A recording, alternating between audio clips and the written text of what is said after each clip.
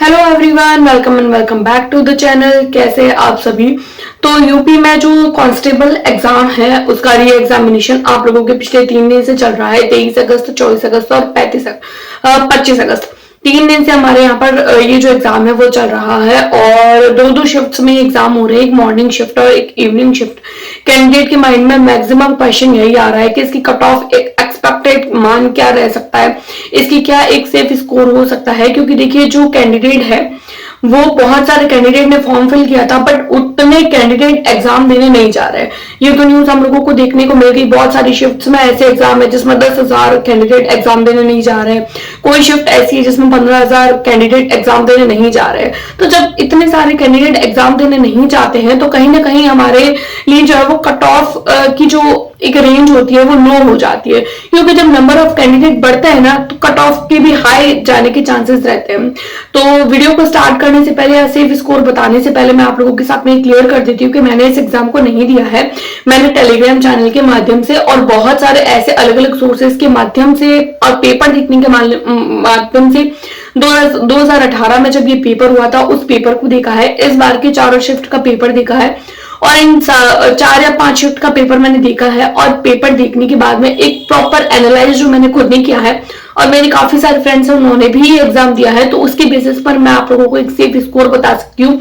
क्योंकि ये safe score आप लोगों के लिए जानना बहुत ज्यादा जरूरी है। जरूरी इसीलिए है क्योंकि देखिए ये जो एग्जाम होता है वो जो होता है वो शिफ्ट में होता है। 2 शिफ्ट यानी कि एक आप लोगों का रिटर्न एग्जाम, देन आप लोगों का फिजिकल।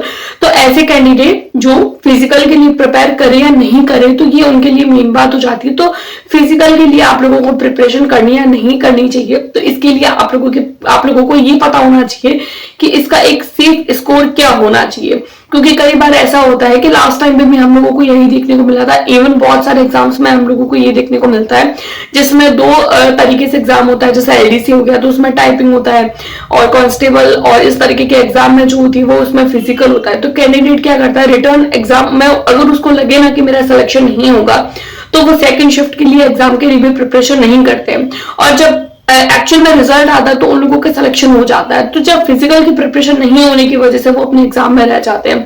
तो मैं आप लोगों को जो कट ऑफ बताऊंगी, अगर आप उस एक्सपेक्टेड वैल्यू के अंदर आ रहे हैं तो आप लोगों को अपने फिजिकल के लिए प्रिपरेशन जरूर करनी चाहिए। आप लोगों को अगर कोई भी जो है वो पीडीएफ चाहिए या फिर किसी भी तरीके का ऑथेंटिक न्यूज अगर आप लोगों को चाहिए तो आप मेरे टेलीग्राम ग्रुप को ज्वाइन कर सकते हैं। वहां पर मैं आप लोगों के साथ में जो है वो कोई भी टीचिंग एग्जाम या फिर कोई भी अदर एग्जाम होता है तो उसको लेकर जो है वो क्विज़ेस भी डालती हूँ और साथ साथ में आप लोगों को वहां पर जो भी न्यूज होती है वो न्यूज भी देती रहती हूँ। तो आप लोगों को फिजिकल के लिए प्रिपरेशन करनी या नहीं करनी चाहिए, क्योंकि देखिए कट ऑफ तो कम जाएगी ये बात श्योर है। अगर कट ऑफ कम नहीं भी जाती है तो आप लोगों को पता है कि एग्जाम जो है वो शिफ्ट्स में हुआ था और जब कोई भी एग्जाम अलग अलग शिफ्ट्स में होता है तो उस एग्जाम में नॉर्मलाइजेशन जरूर होता है।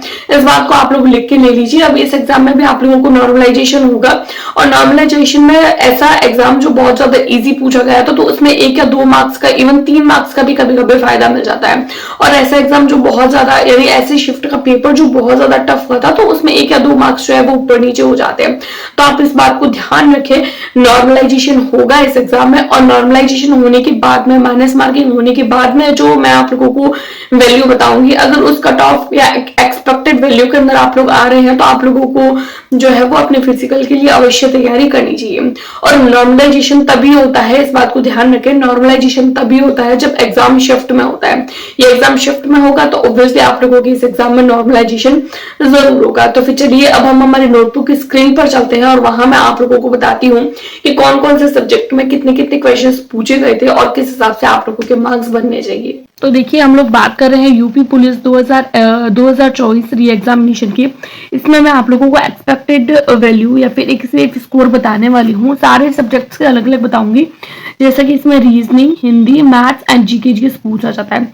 4 शिफ्ट में ये पेपर हुआ है। 25 तारीख यानी आज के पेपर को मैंने यहाँ पे साथ में काउंट नहीं किया है क्योंकि ये एनालाइज मैंने कल के एग्जाम के बाद में ही कर लिया था।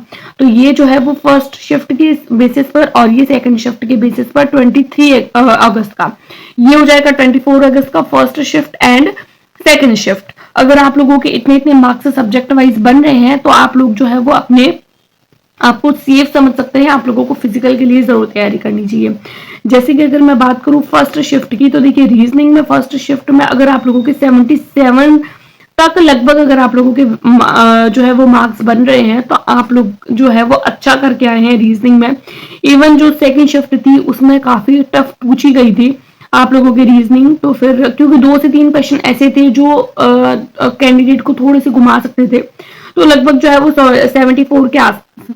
उसके बाद में हम लोग हिंदी की बात करें तो देखिए हिंदी में लगभग 47 मार्क्स तक अगर आप लोगों के आ रहे हैं। सेकेंड शिफ्ट में हिंदी जो थी वो थोड़ी सी इजी थी, तो फिर 49 से 48 मार्क्स तक, 49 से लेकर 50 मार्क्स तक। देखिए हम लोगों को ऐसा लगता है कि नॉर्मलाइजेशन होना चाहिए, लेकिन आप लोग हर एक एग्जाम में देख सकते हैं जहां पर शिफ्ट में होता है, अगर एक सब्जेक्ट किसी एक शिफ्ट में इजी पूछा जाएगा तो वही तो फिर आप लोगों के उसी शिफ्ट में दूसरा सब्जेक्ट इजी पूछा जाएगा, एक में इजी तो एक में टफ, इस तरीके से आप लोगों के बन रहे।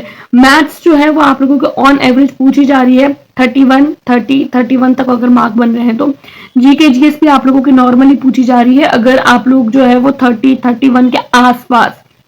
इसमें आप लोग 2-3 मार्क ऐड ऑन भी कर सकते हैं, 1 या 2 मार्क्स तो आप लोगों को प्लस माइनस आप लोग कर सकते हैं। इसमें ऐसा नहीं बोल रही हूँ कि एग्जैक्ट आप लोगों को इतने बनने चाहिए, +2 भी कर सकते हैं, -2, हर एक सीरीज में आप लोग +2 और -2 करके चलिए।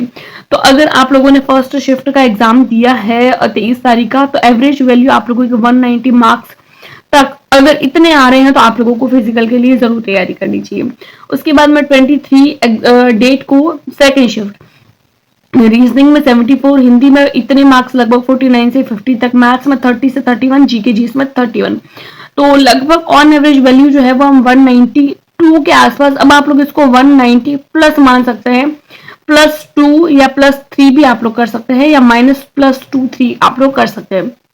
अगर इतने मार्क है तो आप लोगों को जरूर अपने फिजिकल के लिए तैयारी करनी चाहिए। उसके बाद में हम लोग बात करते हैं 24 अगस्त एग्जाम की, 24 अगस्त वाले एग्जाम की। तो देखिए फर्स्ट शिफ्ट की बात करें तो रीजनिंग जो थी वो इजी पूछी गई थी, तो लगभग 75 से लेकर 76 तक। हिंदी जो है वो और भी ज्यादा इजी थी, क्योंकि इन दोनों 24 तारीख को दोनों जो है वो बहुत ज्यादा हिंदी इजी पूछी गई थी। तो फिर आप लोगों की ये जो है वहां पर 50 से लेकर 51 मार्क्स तक।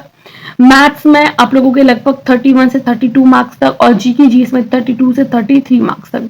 तो ये जो पेपर है इसमें आप लोगों की कट ऑफ थोड़ी सी टफ जाने की चांसेस है, क्योंकि जैसे जैसे आप लोग शिफ्ट में बढ़ रहे हैं ना, तो आप लोगों के पेपर जो उसका लेवल भी थोड़ा चेंज हो रहा है, तो यहाँ पर लगभग आप लोगों की ज्यादा जाएगी, क्योंकि पेपर इजी होता है तो थोड़ी सी ज्यादा जाती है, पेपर टफ होता है तो कट ऑफ थोड़ी सी कम जाती है। तो 196 तक आप लोगों के अगर बन रहे हैं तो अच्छी बात है। 196 में आप लोग +2 या 3 या -2 या 3 भी कर सकते हैं। इसके साथ में हम लोग सेकेंड शिफ्ट की बात करें तो रीजनिंग में लगभग 79 से 80 मार्क्स तक। उसके बाद में हिंदी की बात करें तो 51 से लेकर 52 तक। मैथ्स की बात करें तो 31 से लेकर 32 तक, और जीके जीएस में 35 से 36 तक। लगभग अगर आप लोगों के 200 प्लस अगर जो है वो मार्क्स बन रहे हैं, तो आप लोगों को फिजिकल के लिए जरूर तैयारी करनी चाहिए।